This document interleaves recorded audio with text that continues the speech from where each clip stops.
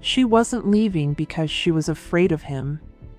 She was leaving because she loved that baby more than anything else in the world, and she knew exactly what environment he would be born into if she stayed. She knew the crushing weight a last name could place on a child before he could even walk. She understood what it truly meant to be the heir to an empire built on blood. So, she made a choice. A quiet, deliberate, heartbreaking choice. She was only 12 steps away from making that choice permanent when his hand found her wrist. His grip wasn't rough, and it wasn't a threat. It was just certain.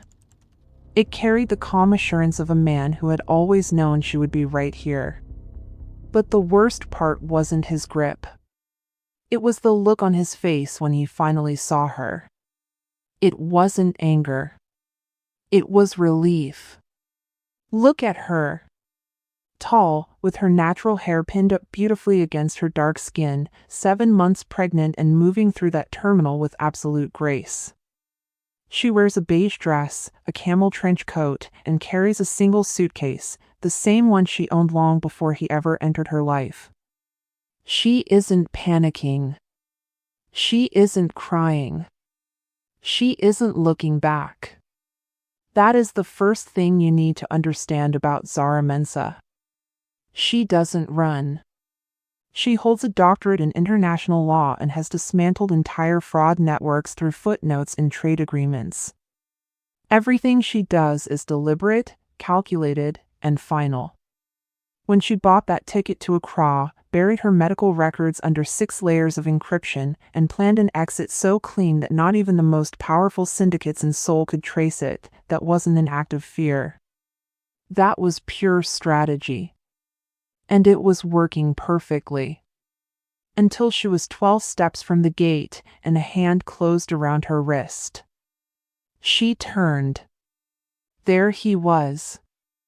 A black suit, no tie, and one button open at the collar. He possessed the quiet composure of a man who had already calculated every possible reaction to every possible move she could make next. 3 men stood behind him, positioned just far enough back that the airport crowd wouldn't notice them. He looked at her stomach first. Then, he looked into her eyes. Zara. Just her name. That was all he said. Standing in the middle of Incheon International Airport, looking at the man she had spent 4 months escaping, Zara realized the one variable she hadn't built into her plan had just walked through the door. The Baek family knew about the baby. And they were already inside the terminal. This is the story of what happened next. And nothing goes the way you think it will. Before we continue, I would love to know where you are watching from today. Our stories travel all around the world, and it gives me so much motivation to keep creating when I see your comments from the USA, Ghana, England, Nigeria, South Africa, and so many other countries. Please take a moment to like this video and subscribe to the channel. It truly helps our stories find more people. Now, let's get back into the story. Zara Mensah did not look like a woman running. That was the point. She moved through Incheon International Airport the way she moved through every high-stakes room she had ever entered, with the kind of unhurried, deliberate calm that made people assume she had already won. Her dark skin was luminous under the terminal lighting, her natural hair pinned up in a loose, full crown. She hadn't bothered to style it because she hadn't slept. A beige ribbed dress stretched over 7 months of a secret, hidden beneath a camel trench coat buttoned to the collar. She carried one leather-trimmed suitcase, the one she had owned before Seoul, before the Seo name, and before she understood the true cost of loving someone whose world was built on things that could never be said in public. Boarding pass on her phone. Flight to Accra. 40 minutes to departure. Zara held a doctorate in international economic law from Sciences Po Paris. She had once dismantled a cross-border procurement fraud network through a single misplaced footnote in a bilateral trade agreement, a detail 3 senior partners had walked past without blinking. She did not panic. She did not improvise. She did not make decisions she hadn't already stress-tested from 6 different angles. What she was doing right now was the most technically precise exit strategy she had ever constructed. It was built in silence over 4 months while carrying a grief she refused to name, and it was going to work. The child would be born in Ghana. There would be no record in any system connecting the birth to the Hanguk Yameng. No bloodline documented, no leverage created, no door left open for a world she was choosing to leave behind. An apartment in Accra was already rented. A contract with a regional trade compliance firm was signed. A lawyer in Lagos was retained. She was 12 steps from the gate. Then, a hand closed around her wrist. It wasn't rough. It wasn't a grab. It didn't announce itself with force. It was just certain, the way a key turning in a lock is certain, completing its mechanism without needing to explain what it is doing. She didn't flinch. She didn't make a sound.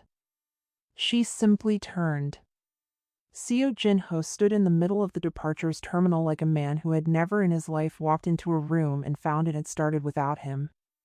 He was tall, broad-supported, and dark-haired, with a physical composure born of discipline so old it had become structure. He wore a black suit, no tie, with one button open at the collar, the only concession to the hour. His face was that of a man who had stopped being surprised by consequences in his late 20s and had simply been processing them efficiently ever since. 3 men were positioned behind him, at a distance calculated precisely to remain invisible to the crowd. He looked at her stomach first. Then, he looked at her face. Zara. Just her name. There was no accusation layered underneath it, no demand embedded in the syllables, and no performance of authority. That had always been the most unsettling thing about Jinho. He never needed to perform.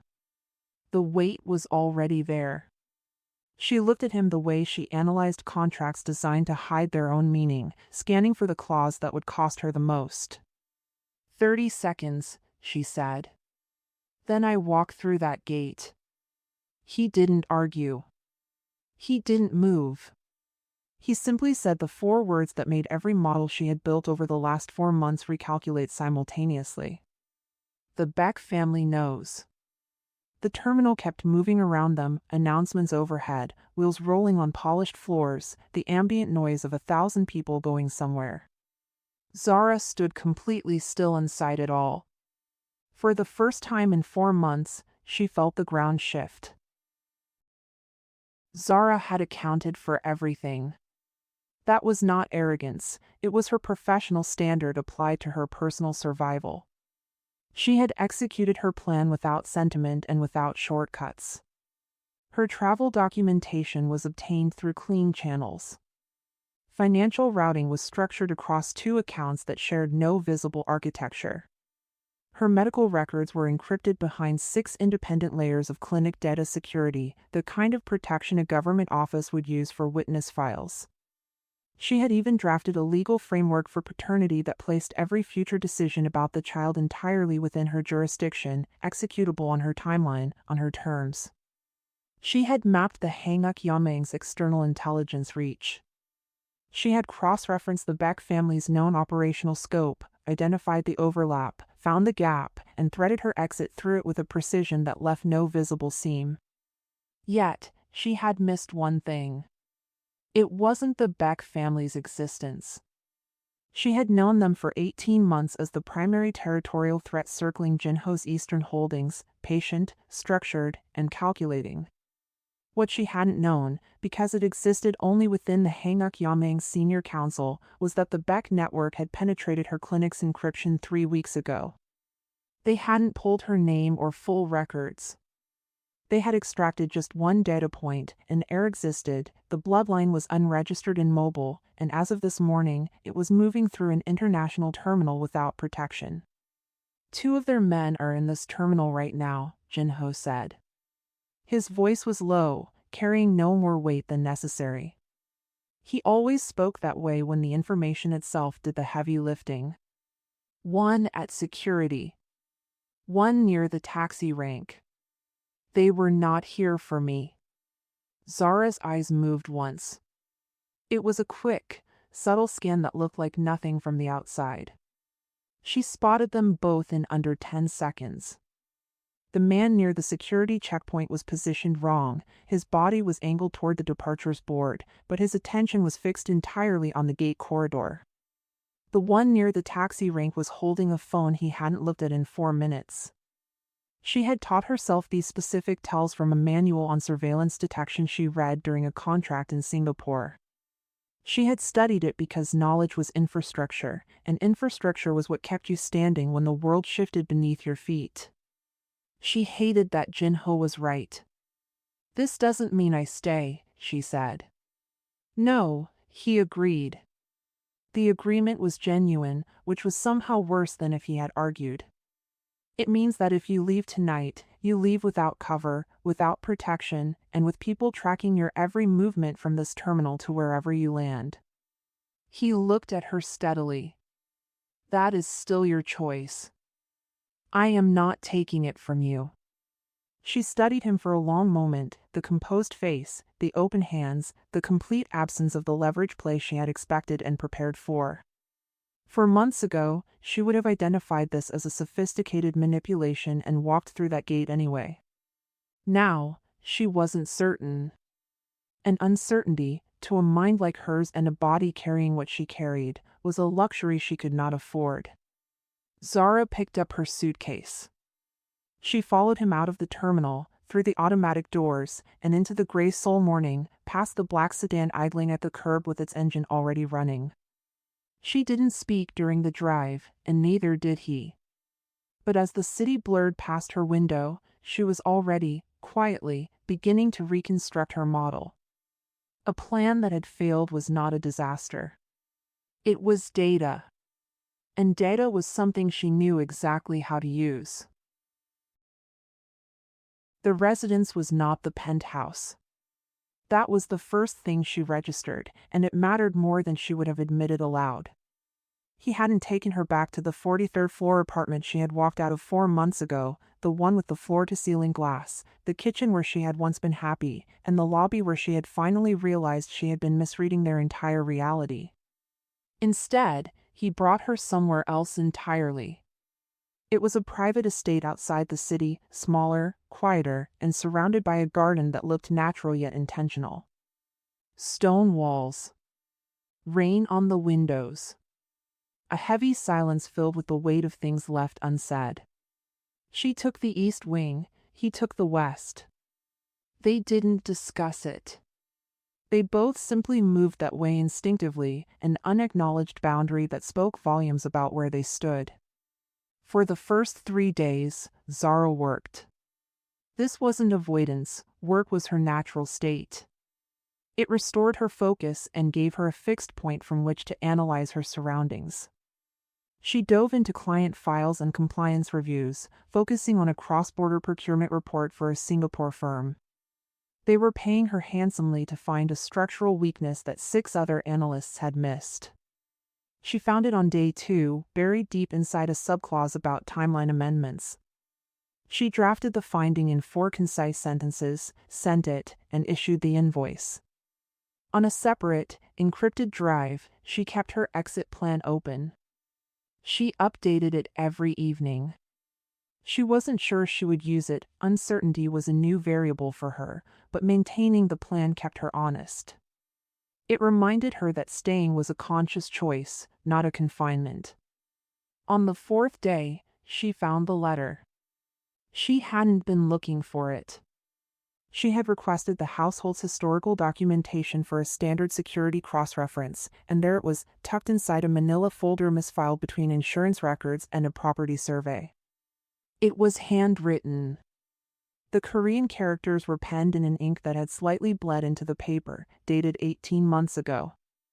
It was from Jinho, addressed to her. Zara ran the text through her translation application and read the output twice, sitting completely still at her desk as the garden faded to gray outside. It was not the letter of a man who had decided to end a relationship. It was the letter of a man who had been told she was already gone. According to the pages, she had supposedly accepted a position in Brussels and communicated her departure through a third party, cleanly, professionally, and without a backward glance. In the letter, Jinho was asking why. He was trying to figure out what he had misread, where he had failed, and what moment he should have caught but missed.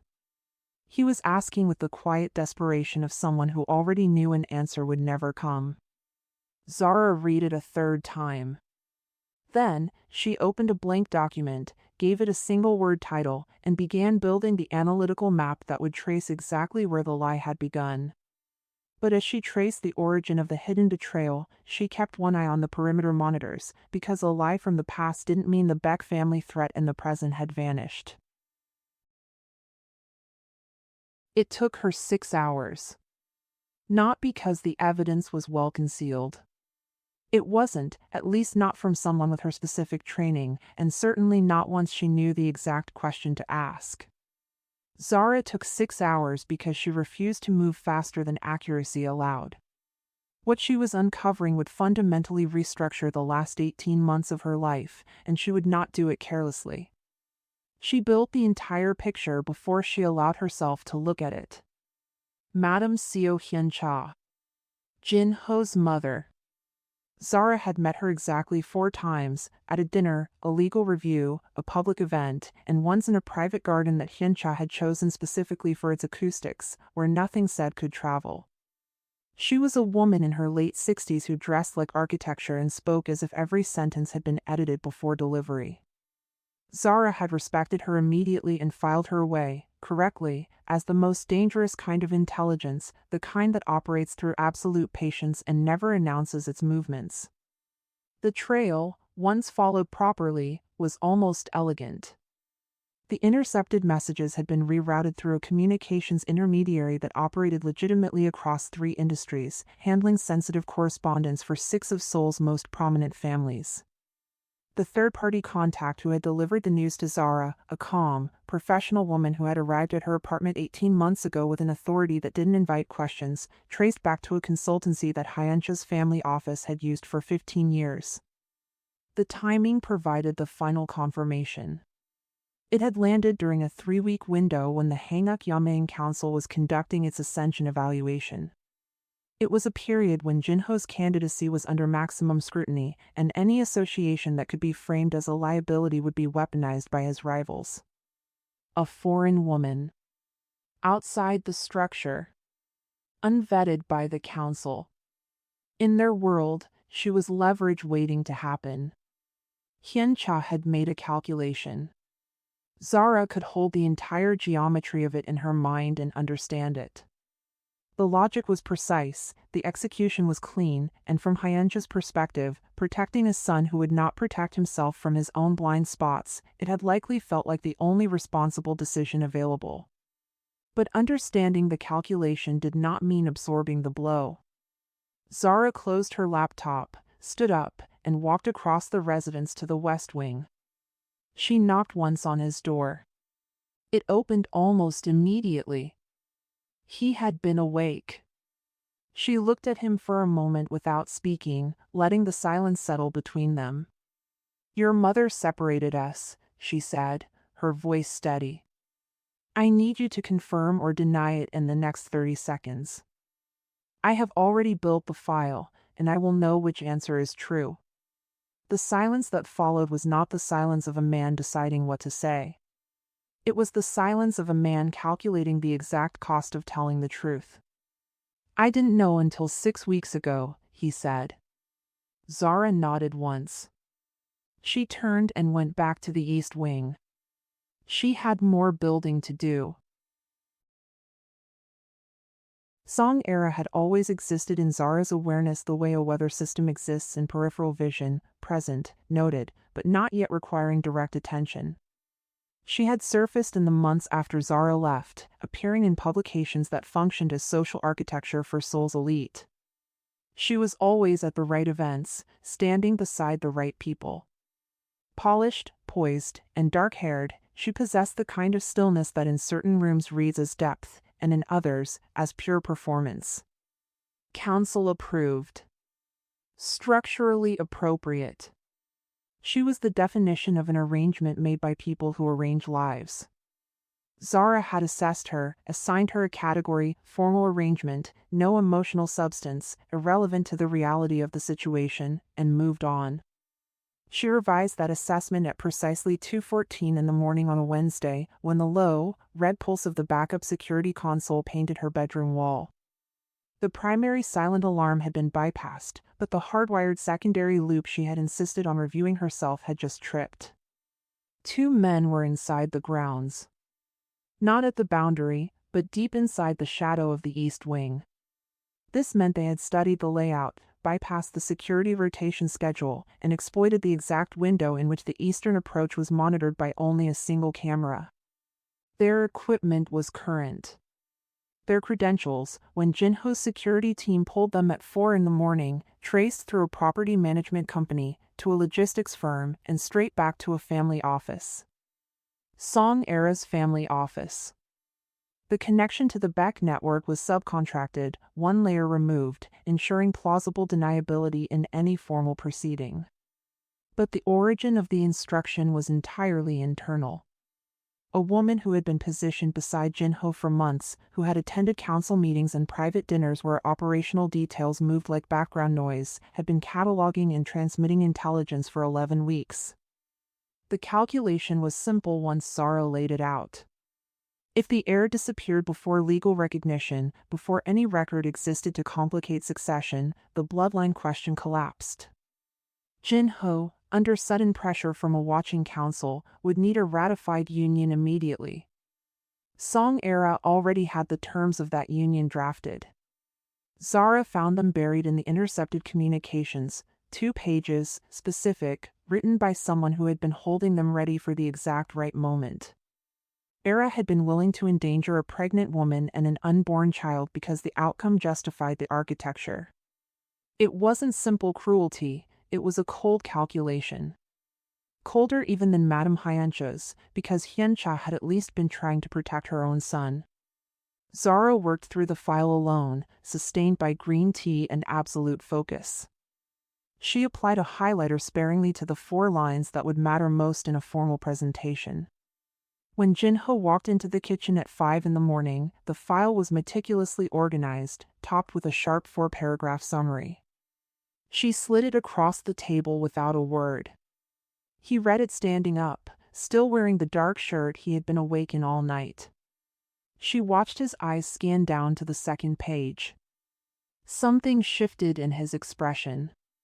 It wasn't surprise, it was the heavy realization of a suspicion confirmed. He looked up. Confirmed. You already knew part of it, she said. I knew there was a leak. I didn't know the depth. He set the file down.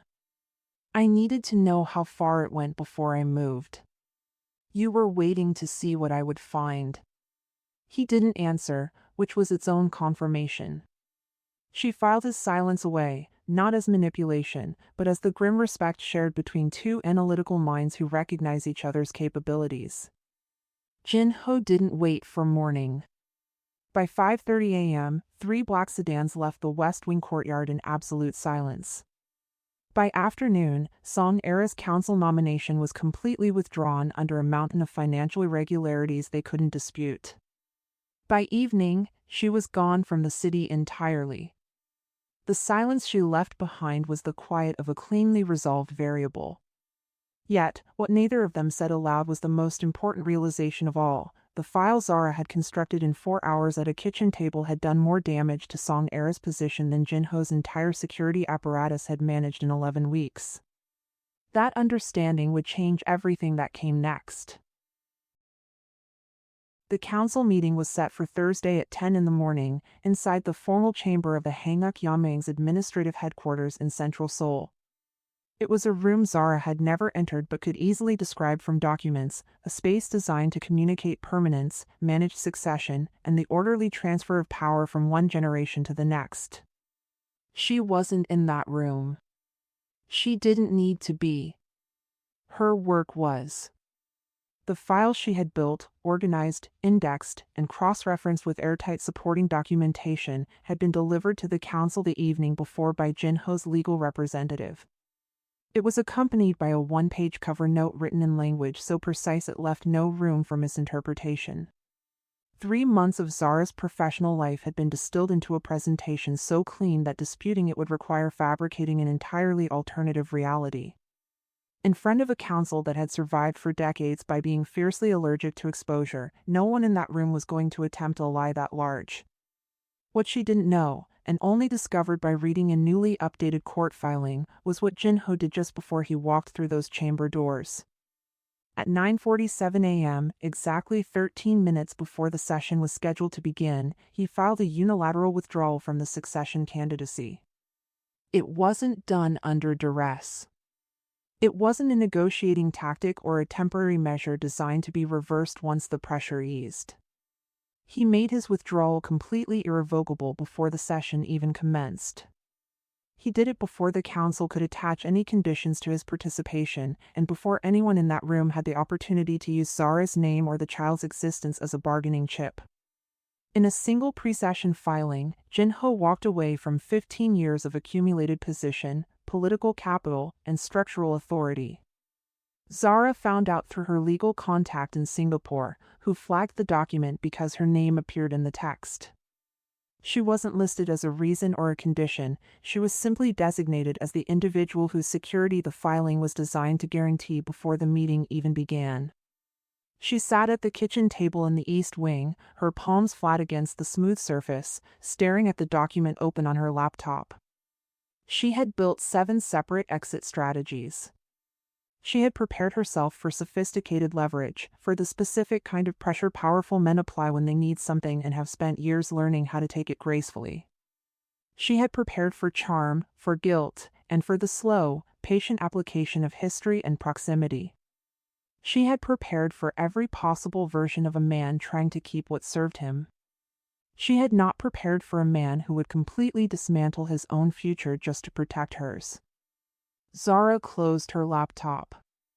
She sat in the quiet kitchen for another 20 minutes. Then, she opened the screen back up, because there was still work to do, and she had never in her life allowed the weight of an emotional moment to stop her from thinking. But something in the architecture of what she had spent 4 months building had shifted, quietly and without announcement. She didn't give it a name yet. She just filed it away. He came to her that evening. There was no suit. He wore a dark shirt with the sleeves rolled to his elbows, the kind of undone that isn't careless, but simply how a man looks when he has spent a day doing something that cost him everything and has finally stopped performing. He sat across from her at the kitchen table and placed both hands flat on the surface, open. Palms up, fingers loose. It was the posture of someone who had laid down every weapon he knew how to use and was choosing to be present without them. Zara had seen him in boardrooms. She had seen him in the formal spaces where his composure was not a shield, but his natural environment, the water he moved through without resistance. She had also seen him in the moments between those spaces, the unguarded seconds that had accumulated into a history she had spent 18 months trying not to catalog. But she had never seen him look like this. He looked like a man who had stopped performing, not because he had given up, but because the performance had finally cost more than the truth it was protecting. "I'm not asking you to stay because of the child," Jinho said. His voice was level, but it carried the weight of words that can never be unsaid. "I'm not asking because it's structurally rational, or because it resolves a political problem, or because it makes sense on a list of considerations." He looked at her directly. "I'm asking because I have spent 18 months reading your work in filings you didn't know I could see. Watching you find the flaw that every qualified professional in the room walked past. Sitting in meetings where your analysis changed the outcome before anyone even understood how. I realized, gradually and then completely, that you are the only person I have ever been in a room with where I genuinely did not know what was coming next." He paused, not for dramatic effect, but for breath. "That matters to me. Not as an asset. Not as a position. as truth. Zara looked at him across the table for a long time. She thought about the airport, the 30-second ultimatum she had given him, and the way he hadn't argued, performed injury, or tried to negotiate. She thought about the handwritten letter in the misfiled folder, asking the questions he never got to ask in person. She thought about his filing at 9:47 a.m., made without informing her, without using it as leverage, and without waiting to see if it would produce gratitude or softness. She thought about what it meant to be someone who built systems, and what it meant to recognize a fellow builder. "I'm keeping my firm," she said. "Yes. My name stays on my work. My contracts, my team, everything operates independently. Yes. I will need a dedicated office in this residence," she continued. "Separate entrance, private line, soundproofed. It's already being built." She looked at him sharply. He didn't smile, not quite, but something shifted in his expression. It was the look of a man who had prepared for a difficult conversation, arrived at the moment where preparation meets reality, and found them perfectly aligned. "I've known you long enough," he said quietly, "to prepare." She was silent for a moment. Then she said, "You measured the desk dimensions from a comment I made 4 months ago." 3 months ago, he corrected. "I started listening much more carefully after the airport." She looked at him, and he looked back. Outside, the garden was dark. The rain that had been threatening all day finally arrived, steady, unhurried, the kind of rain that commits to the ground. Zara didn't say yes aloud. She didn't need to. They both knew how she communicated decisions that truly mattered. She opened her laptop and began drafting their structural terms. 3 weeks after the formal signing, Zara sat in their new Seoul apartment. It featured east-facing windows that caught the morning light at an angle she had noted during the first viewing and quietly approved. She was reading through the final completed documentation. The paperwork was thorough. Several sections were written in her exact words. She had drafted the majority of it herself, and her drafts had quickly become the working master copies. Both legal teams had learned within 48 hours that revising her language without cause was an exercise in receiving a precise, patient explanation of why her original phrasing was superior. Her name appeared 11 times. She had expected that. She had placed most of them there herself. Then she turned to the last page and found a 12th. It hadn't been flagged by her lawyers or discussed in any session. It was completely absent from the draft she had reviewed the evening before the signing. This meant it had been inserted during the final preparation window by someone with the highest level of authority, executing a decision made long before ink met paper. Primary custodial authority, irrevocable. Jinho's name stood as the guarantor, his signature resting firmly below it. There was no sunset clause, no attached conditions, and no language that qualified, limited, or created a future circumstance in which the designation could be challenged. Within the legal architecture of the Hanguk Yameng, which she had spent months learning to read with the same precision she brought to international trade law, the phrase carried a singular, massive meaning. She was the fixed point. Structures could change, councils could shift, and alliances could dissolve and reform, but she would not. Whatever happened to the organization or his position within it, her standing relative to the child remained constant and unchallengeable. He had placed that protection into the document without telling her. He hadn't asked if she wanted it framed that way, nor had he used it as a grand gesture to elicit gratitude or soften her stance. He had simply decided it was right and made it law. Zara sat with her palm flat against the page for a long time. Eventually, she set the document down on the kitchen table, stood up, and walked to the doorway of the room being converted into her office. Looking at the far wall, she saw measurements taped to the plaster in clean, horizontal lines. They were the exact dimensions of a desk she had mentioned just once, in passing, during a conversation about something else entirely 4 months ago in a different city. He had remembered. He had kept them. He had built the room around them. Standing in the doorway, Zara understood something profound.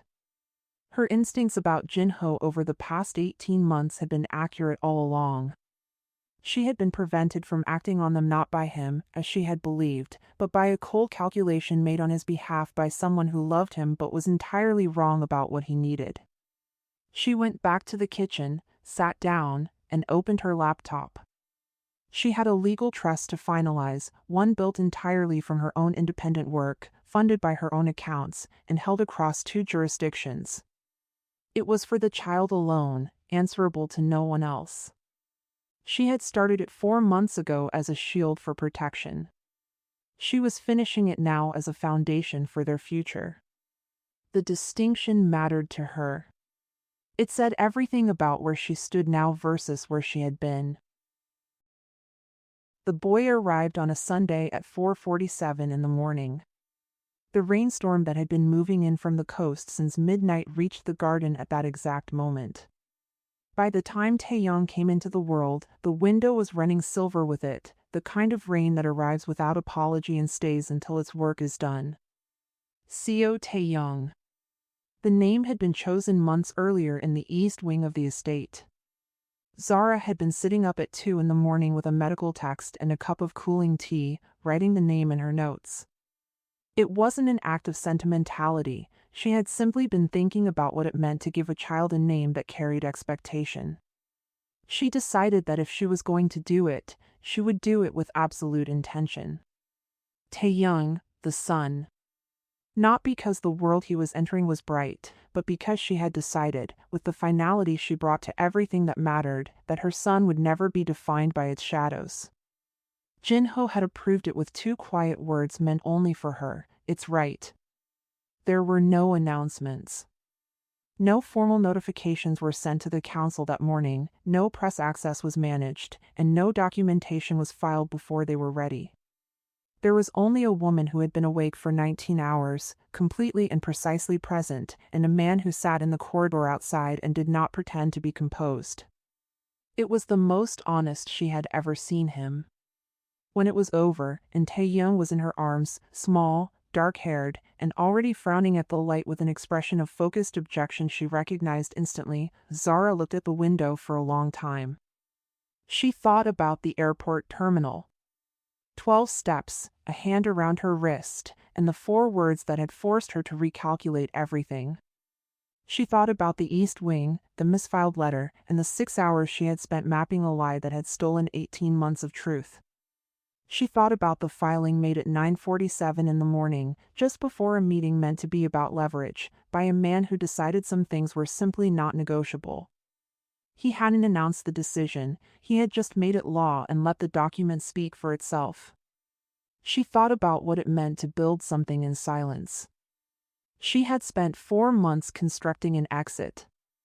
7 layers, 6 encrypted systems, a life in another city already furnished in her mind. She had been meticulous, and she had been correct about almost everything. But she had been wrong about one variable. It wasn't the Baek family, or Song Era, or Madame Hyun-cha. It was him. She had been wrong about who he was underneath the composed surface, the institutional authority, and the world that had built itself around him before he was old enough to choose it. Zara had built 7 exit strategies. She had used none of them. It was the most considered decision she had ever made. Jinho came into the room quietly, standing at the foot of the bed. He looked at his son for a long time without speaking, the way people look at things that exist entirely outside the vocabulary they've built for managing reality. Then, he looked at her.